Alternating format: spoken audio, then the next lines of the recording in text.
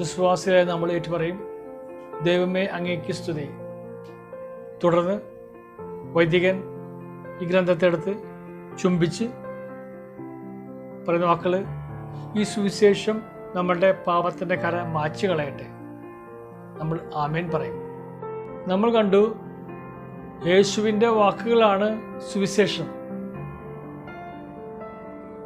പ്രവാചകൻ പറഞ്ഞ വാക്കുകളും ഈശോ പറഞ്ഞ വാക്കുകളും രണ്ടും രണ്ടാണ്. നമ്മൾ ധ്യാനിക്കേണ്ടതും ജീവിക്കേണ്ടതും പ്രഘോഷിക്കേണ്ടതും ഈ സുവിശേഷമാണ്, യേശുവിൻ്റെ വചനത്തെയാണ്. യേശുവിൻ്റെ വാക്കുകൾ ഞാനാകുന്നു, ഞാനാകുന്നു, ഞാനാകുന്നു എന്ന് ഈശോ പറഞ്ഞ വാക്കുകൾ യോഹന്നാൻ ശ്ലീഹ തൻ്റെ ഗ്രന്ഥത്തിൽ വളരെ മനോഹരമായിട്ട് രേഖപ്പെടുത്തിയിട്ടുണ്ട്. The 7 I am saying of Jesus.